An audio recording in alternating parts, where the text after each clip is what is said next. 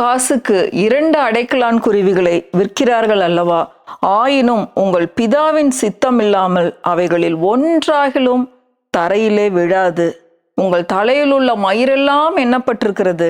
ஆதலால் பயப்படாதிருங்கள். அநேகம் அடைக்கலான் குருவிகளை பார்க்கிலும் நீங்கள் விசேஷித்தவர்கள் அல்லவா? ஹல்லேலூயா. பிரியமானவர்களே, கர்த்தர் நல்லவர். இந்த நாள் கர்த்தர் உண்டு பண்ணின நாள். இதுல நாம் களி கூர்ந்து மகிழுவோம். கவலை இல்லாம, பயம் இல்லாம, எந்த ஒரு பரபரப்பும் இல்லாம இந்த நாளை துவங்குவோம். நிச்சயமாகவே இந்த நாள் இது கர்த்தர் உண்டு பண்ணின நாள். பாருங்க, இன்னைக்கு நல்ல நாளா, இன்னைக்கு கெட்ட நாளா, இந்த நாள் எப்படி இருக்க போகுது, எதை குறித்தும் நீங்க கவலைப்பட வேண்டாம். ஏன்னா அநேகம் அடைக்கலான் குருவிகளை பார்க்கலாம் நீங்கள் விசேஷித்தவர்கள் என்று கர்த்தருடைய வார்த்தையிலிருந்து இந்த நாள்ல நாம் கற்றுக்கொள்ள போறோம். பாருங்க, இன்னைக்கு காலையில ஆண்டவர் என்னோடு கூட பேசினாரு.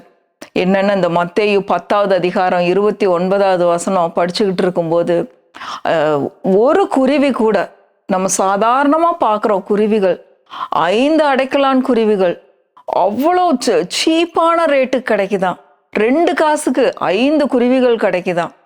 அப்போ அதுல ஒரு குருவி கூட கீழே விழக்கூடாதுன்னு ஆண்டவர் அவ்வளோ பத்திரமா அந்த குருவியை பார்க்குறாராம்.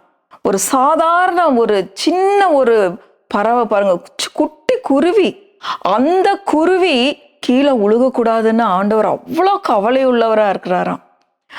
என்ன கற்றுக் கொடுக்கிறாரு? அந்த குருவிகளையே நான் போஷிக்கிறேனே, அந்த குருவிகளை நான் காப்பாத்துறேனே, அவைகளை காட்டிலும் அநேகம் அடைக்கலான் குருவிகளை பார்க்கிலும் நீங்கள் விசேஷித்தவர்கள் அல்லவா? ஆதலால் நான் உங்களுக்கு சொல்றேன், நீங்க பயப்படாதிருங்கள். எதை குறித்தும் கவலைப்படாம இருங்க. நான் உங்களுக்கு எல்லாத்துக்கும் போதுமானவர், என்னுடைய அன்பு உங்களுக்கு போதுமானதா இருக்கு அப்படின்னு சொல்லிதான் இந்த நாளின் சத்தியத்தை நாம் கற்றுக்கொள்ள போறோம். பாருங்க, இன்னைக்கு சத்தியத்துக்குள்ள போலாம். மத்தேயு 10வது அதிகாரம் 29வது வசனம். ஒரு காசுக்கு 2 அடைக்கலான் குருவிகளை விற்கிறார்கள் அல்லவா? ஆயினும் உங்கள் பிதாவின் சித்தம் இல்லாமல் அவைகளில் ஒன்றாகிலும் தரையிலே விழாது. பிதாவின் சித்தம் இல்லாம ஒரு குருவி கூட தரையில விழுகாதான். பாருங்க, ரோட்ல போகும்போது நம்ம எவ்வளோ ஆக்சிடென்ட்ஸை பார்க்குறோம். எனக்கு அந்த ஆக்சிடென்ட்லாம் பார்க்கும்போது ரொம்ப மனசு துக்கமாயிருது. இதெல்லாம் கடவுளுடைய சித்தமே கிடையாது. பாருங்க, எவ்வளோ நாய்கள் அடிபட்டு செத்து கிடக்கிறத பார்க்குறோம். அதை பார்க்கும்போது கூட என் இறுதி அவ்வளோ துக்கப்படும். அப்ப எதுவுமே சாகிறதுக்கு ஆண்டவர் விடுறதே இல்லை. பாருங்க, ஒரு குருவி தரையில விழுகிறதுக்கு பிதா விடுறதே இல்லையா? அவ்வளோ ஒரு அன்பான தகப்பன். பாருங்க, ஒரு சின்ன குருவியே தரையில விழக்கூடாதுன்னு அவ்வளோ கவனமா இருக்கிறாரு. அப்படின்னா நீங்களும் நானும் குருவிகளை காட்டிலும், அநேகம் அடைக்கலான் குருவிகளை காட்டிலும் எவ்வளோ விசேஷித்தவர்கள். பிரியமானவர்களே, இதை நீங்க நல்லா விளங்கிக்கணும். பாருங்க, பிதாவினுடைய அன்பு அவ்வளோ பெரிய அன்பு. அந்த அன்பு இருந்ததுனாலதான் அவருடைய சொந்த குமாரனை, தெய்வ குமாரனை, பிதாவின் மடியில் இருக்கிற ஒரே பேரான குமாரனை உங்களுக்காகவும் எனக்காகவும் கொடுத்தார்.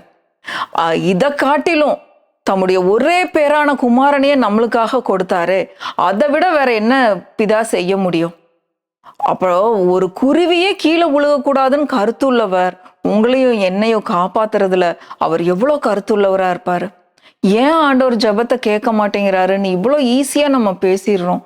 பிரியமானவர்களே, அதெல்லாம் ரொம்ப தப்பு. இந்த மாதிரி வார்த்தைகள் எல்லாம் நம்ம ரொம்ப மாத்தணும். பாருங்க, அப்ப ஆண்டவர்கிட்ட வரும்போது அவர் எல்லாவற்றையும் செய்ய அவர் வல்லவராய் இருக்கிறார். தேவையானது ஒன்றே, அந்த விசுவாசம் மட்டும்தான் நம்மளுக்கு வேணும். பாருங்க, அடுத்தது பாருங்க, 30வது வசனம், மத்தேயு 10:30. உங்கள் தலையில் உள்ள மயிர் எல்லாம் எண்ணப்பட்டிருக்கு. எல்லா முடியையும் ஆண்டவர் எண்ணி அவருடைய கணக்குல வச்சிருக்கிறாரு. ஆதலால் 31வது வசனம், ஆதலால் பயப்படாதிருங்கள். அநேகம் அடைக்கலான் குருவிகளை பார்க்கலாம் நீங்கள் விசேஷித்தவர்களாக இருக்கிறீர்கள். அநேகம் அடைக்கலான் குருவிகளை பார்க்கலாம் நம்ம ரொம்ப விசேஷித்தவர்களா இருக்கிறோமா? பாருங்க, மத்தேயு 11வது அதிகாரம் 28வது வசனத்துக்கு வாங்க. மத்தேயு 11:28. வருத்தப்பட்டு பாரம் சுமக்கிறவர்களே, இவ்வளவும் சொல்லிட்டு 11வது அதிகாரத்துல என்ன கற்றுக் கொடுக்கிறாரு? வருத்தப்பட்டு பாரம் சுமக்கிறவர்களே, நீங்க பாரம் சுமந்தது போதும். நீங்க கவலைப்பட்டு எல்லா சுமையும் உங்க முதுகுல தூக்கி சுமந்துட்டது போதும். நான் உங்களுக்காக எல்லாத்தையும் சுமக்கிறேன். நீங்க என்கிட்ட வாங்க. ஆண்டவர்கிட்ட வரும்போது என்னெல்லாம் கிடைக்குதுன்னு பாருங்களேன். வருத்தப்பட்டு பாரம் சுமக்கிறவர்களே, நீங்கள் எல்லாரும் என்னிடத்தில் வாருங்கள், நான் உங்களுக்கு இளைப்பாறுதல் தருவேன். இளைப்பாறுதல், நான் உங்களுக்கு ரெஸ்ட்டை கொடுக்குறேன். நீங்க சுமக்க வேண்டாம், நான் உங்களுக்கு ரெஸ்ட்டை கொடுக்குறேன். ஏன் அப்படின்னா, நான் சாந்தமும் 29வது வசனம், நான் சாந்தமும் மனத்தாழ்மையுமாயிருக்கிறேன். என் நுகத்தை உங்கள் மேல் ஏற்றுக்கொண்டு என்னிடத்தில் கற்றுக்கொள்ளுங்கள், அப்பொழுது உங்கள் ஆத்துமாக்களுக்கு இளைப்பாறுதல் கிடைக்கும். ஆண்டவர்கிட்ட வந்து அமைதியா பேசாம உட்காரணும். இவ்வளோ பணம் இங்கே கட்டணும், ஸ்கூல் ஃபீஸ் கட்டணும், ஜாமானம் வாங்கணும், இஎம்ஐ கட்டணும், காரு, வீடு, பிள்ளைகளுடைய தேவைகள், கல்யாணம், இதுக்கு குழந்தைகளுக்கான செலவு எல்லாமே இருக்கு. எல்லாத்துக்கும் மேல ஆண்டவரே நீர் போதுமானவர். எல்லாத்தையும் உங்ககிட்ட சொல்லிட்டேன், நான் அமைதியா உங்க சமூகத்துல உட்கார்றேன். வசனம் அப்படியே சொல்லுது, பணம் இல்லாதவர்களே, தண்ணீர் இல்லாதவர்களே, நீங்க எல்லாரும் என்னிடத்தில் வாருங்கள், என்னிடத்துல வந்து வாங்கி குடிங்க. பணம் இல்லாதவங்க நீங்க என்கிட்ட வாங்க, நான் உங்களுக்கு போதுமானவரா இருக்கேன், நான் உங்களுக்கு இளைப்பாறுதலை தருவேன். நீங்க என்கிட்ட வந்து கற்றுக்கொள்ளுங்கள், என்கிட்ட எல்லாத்தையும் ஒன்னொன்னையும் கேட்டு வாங்குங்க அப்படின்னு ஆண்டவர் கற்றுக் கொடுக்குற. ஒரு சின்ன உதாரணம் சொல்றேன் பாருங்க. நாங்க கடந்த வாரத்துல சென்னை போயிருந்தோம் ஊழியத்துக்காக, ஒரு திருமணத்திற்காக. அங்க எங்களிடத்துல இருந்த பணத்தெல்லாம் நான் செலவு பண்ணிக்கிட்டே இருக்கிறேன் பாருங்க. அந்த திருமணத்துல கொண்டு போய் ஏதாவது கொடுக்கணுமே, கிஃப்ட் கொடுக்கணுமே. நான் ஜெபம் பண்ணிட்டு அமைதியா இருக்கிறேன். என்ன ஆண்டவரே கிஃப்ட் கொடுக்கறது, கோயம்புத்தூர்ல இருந்து ஒரு கிஃப்டாவது வாங்கிட்டு வந்திருக்கலாமே, இதெல்லாம் என் மண்டைக்குள்ள ஓடிக்கிட்டே இருக்கு. அன்னைக்கு மத்தியானம் சாப்பிட போகல, அமைதியா அவர் சமூகத்துல உட்கார்ந்து இருக்கிறேன் பாருங்க. உட்கார்ந்து வார்த்தைகளை தியானித்து ஜெபித்து கொண்டே இருக்கிறேன். பக்கத்து ரூம்ல மணப்பெண், அவங்க தான் எங்களை இன்வைட் பண்ணியிருக்காங்க, எங்களை ஜபத்துக்காக கூப்பிடுறாங்க. போய் அந்த பொண்ணுக்கு ஜபம் பண்ணி அவளை மேக்கப்க்கு அனுப்புறதுக்காக போறேன். அந்த தாய், நான் சற்று கொஞ்சம் கூட எதிர்பார்க்கவே இல்லை, கர்த்தர் எவ்வளோ கருத்துள்ளவராக இருக்கிறாருங்கிறதுக்காக இந்த காரியத்தை நான் அவங்களுக்கு சொல்றேன். பிரியமானவர்களே பாருங்க, அவங்க ஆந்திராவிலிருந்து வர்றாங்க. வரும்போது எனக்கு தேவையான அவ்வளோ பூ, எனக்கு பூ ரொம்ப பிடிக்கும், அவ்வளோ பூ வாங்கிட்டு வர்றாங்க. கவர்ல ஒரு அமௌண்ட்டை போட்டு, நான் உங்களுக்கு புடவை எடுக்காம வந்திருக்கேன், அதனால நீங்க தயவு செய்து போய் ஒரு சாரி வாங்கிக்கோங்கன்னு சொல்லி என் கையில கவரை கொடுக்குறாங்க பாருங்க. நான் என்ன நினைச்சிட்டு இருக்கேன், இவங்களுக்கு திருமணத்துக்கு என்ன கொடுக்கறதுன்னு உட்கார்ந்து ஜெபித்து கொண்டிருக்கிறேன். ஆனா அவங்க வீட்டாரையே வச்சு ஆண்டவர் என்னை போஷிக்கிறத நான் பார்த்தேன். ஆதலால் பிரியமானவர்களே, அவர் ரொம்ப கருத்துள்ளவரா இருக்கிறாரு. என்னிடத்தில் வந்து கற்றுக்கொள்ளுங்கள், நான் சாந்தமும் மனத்தாழ்மையுமாய் இருக்கிறேன். என்னுடைய நுகம் மெதுவாயும் என்னுடைய சுமை லகுவாயும் இருக்கு, அதனால என்கிட்ட வாங்க அப்படின்னு சொல்றார். ஆண்டவர்கிட்ட வரும்போது, அவருடைய சமூகத்துல உட்கார்ந்து இருக்கும் போது, அவருடைய வார்த்தையில உட்கார்ந்து இருக்கும் போது நமக்கு பதில் வர்றதை நான் பாக்குறேன் பாருங்க. அதே கவர்லயே நான் அவங்களுக்கு கிஃப்ட் கொடுத்துட்டு வந்தேன் பாருங்க. கர்த்தர் எவ்வளவு நல்லவர்னு பாருங்க. நம்மளுடைய எண்ணங்கள், யோசனைகள் எல்லாவற்றையும் அவர் அறிந்திருக்கிறார். என்னுடைய எண்ணமும் என்னுடைய நோக்கமும் கர்த்தருடைய வார்த்தையில இருக்கும்போது என்னை அவர் பராமரிக்கிற தேவனாய் இருக்கிறார். அநேகம் அடைக்கலான் குருவிகளை பார்க்கிலும் இந்த பூமியில எவ்வளவு குருவிகள் அலைந்து அப்படி பறந்துட்டு இருக்கு. அந்த குருவிகள் எல்லாம் காட்டிலும் நாம் எவ்வளவு விசேஷித்தவர்கள். பரமபிதா ஒரு குருவி கூட கீழே விழுக விட மாட்டார். உங்களையும் என்னையும் விட்டுருவாரா? ஆதலால் பயப்படாதிருங்கள், ஆதலால் கவலைப்படாதிருங்கள். எவ்வளோ நல்ல தகப்பன் பிரியமானவர்களே. இன்னொன்னு பாருங்க, யோவான்ல இன்னும் அற்புதமான வசனங்கள்லாம் இருக்கு. யோவான் 6வது அதிகாரம் பாருங்க, 35 37 வாசிக்கிறேன்.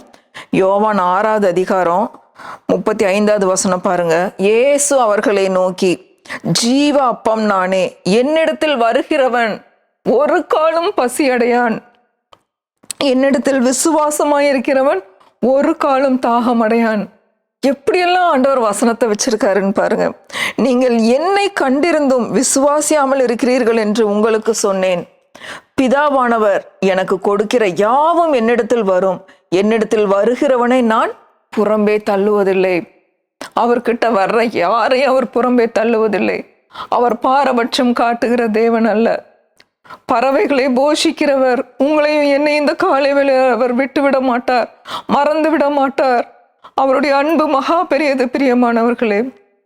இப்படிப்பட்ட வசனங்களை எடுத்து, கர்த்தாவே நீங்க இப்படி சொல்லி இருக்கீங்க, கவலைப்பட்டு கலங்கி தேவைகளை குறித்து அழுது கொண்டிருக்கவங்களுக்கு நான் சொல்றேன், கர்த்தருடைய வார்த்தையை சொல்றேன். ஆண்டவர்கிட்ட வர்றவங்களுக்கு பசி கிடையாது. ஆண்டவர்கிட்ட வர்றவங்களுக்கு, அவருடைய வார்த்தையை நம்புகிறவங்களுக்கு தாகம் கிடையாது. நீங்க அவரிடத்துல வந்து பேச உங்களால எதுவும் செய்ய முடியலையா? வேதத்தை எடுத்துக்கொண்டு பேசாம உட்கார்ந்துருங்க. கர்த்தருடைய வார்த்தையை உட்கார்ந்து படித்து தியானம் பண்ணுங்க. உங்களுக்கான ரட்சிப்பு வரும். யாரை குறிச்சு பயந்துட்டு இருக்கீங்களோ அவங்களே வந்து உங்களுக்கு உதவி செய்வாங்க.